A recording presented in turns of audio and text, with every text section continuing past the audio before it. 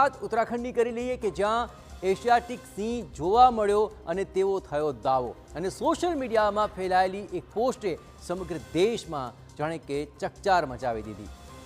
વિચારો, ગીરથી હજારો કિલોમીટર દૂર પહાડી વિસ્તારમાં સિંહ જોવા મળ્યાનો દાવો થયો। હવે આ દાવો કેટલો સાચો તેની તમને સંપૂર્ણ માહિતી આજે અમે આપવાનો પ્રયત્ન કરીશું। સાથે જ શું ઉત્તરાખંડમાં સિંહ રહી શકે તે પણ આપને બતાવીશું।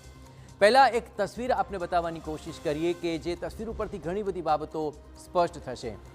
આપણે જે તસવીર બતાવવા જઈ રહ્યા છીએ આ તસવીરની ચર્ચા એટલા માટે છે કેમ કે આ તસવીરને લઈને જ ઘણી બધી અત્યારે ઉહાપો મચી છે અને આપણે જણાવીએ કે અહીં પતંજલિ યોગપીઠના આચાર્ય બાલકૃષ્ણના નામે એક સોશિયલ મીડિયા પોસ્ટ વાયરલ થઈ અને તે સાથે જ કુતૂહલ સર્જાયું હતું। પોસ્ટમાં એ દાવો કરાયો હતો કે ઉત્તરાખંડના એ પેડી ગઢવાલમાં આવેલા શ્રી ધન્વંતરી ધામ હર્બલ વર્લ્ડ હિમાલય વિસ્તારમાં એશિયાટિક સિંહ જોવા મળ્યો। આ પોસ્ટમાં સિંહની 2 તસવીરો પણ મૂકવામાં આવી હતી અને તેને જોઈને અનેક લોકો ચોંકી ઉઠ્યા હતા, પરંતુ માત્ર આ 2 તસવીરો અને કોઈ સ્પષ્ટ વિડીયો કે લોકેશન વિગતો ન હોવાને કારણે આ દાવા પર શરૂઆતથી જ ઘણી બધી શંકાઓ ઉઠી હતી। અને હવે આપને એ પણ બતાવીએ કે ગીર સોમનાથથી આ સિંહ જે જોવા મળ્યો છે તેનો દાવો શું છે।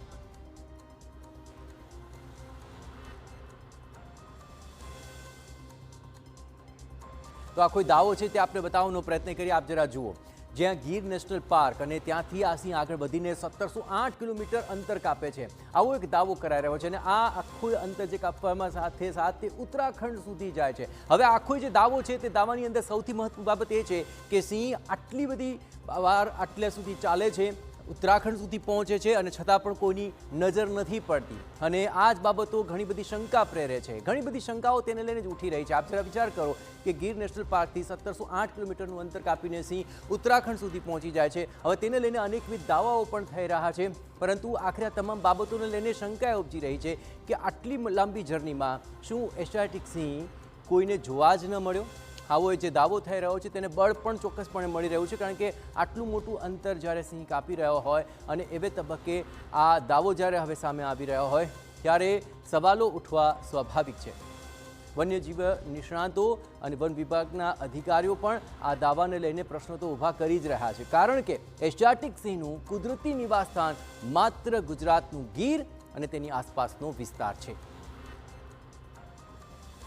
4 સ્ટેટને ખાસ કરીને અહીંથી ગુજરાત, રાજસ્થાન, ઉત્તર પ્રદેશ, હરિયાણા થઈને ત્યાં પહોંચે એરિયલ કે બાય રોડ એવી કોઈ શક્યતા દેખાતી નથી।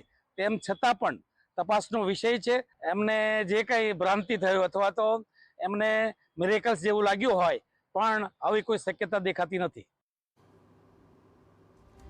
હવે એશિયાટિક સિંહ વર્સિસ આફ્રિકન સિંહ વચ્ચેના ફેરફારની વાત કરું તો એશિયાટિક સિંહ માત્ર ગુજરાતના ગીરમાં જ જોવા મળે છે અને આફ્રિકન સિંહ આફ્રિકા ખંડમાં વિશાળ વિસ્તારની અંદર જોવા મળે છે।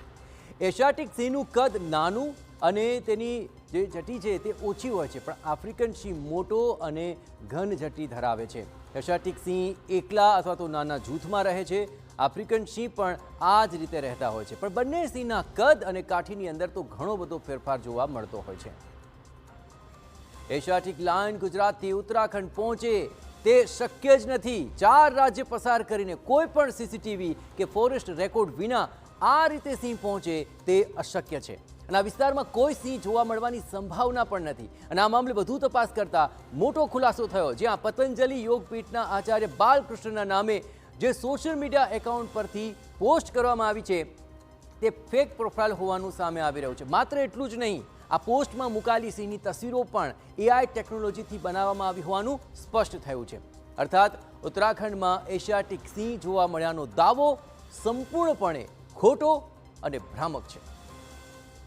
આજે મને લાગે છે કે આ એક ફેક પ્રોફાઇલ કોઈ બનાવીને અને એઆઈના માધ્યમથી આ પ્રકારની એક પોસ્ટ મૂકી છે, જેમાં લાગે છે કે એકદમ ફરજી અને ફેક છે અને એવી પોસ્ટ ઉપર ધ્યાન આપણે નહીં આપવું જોઈએ।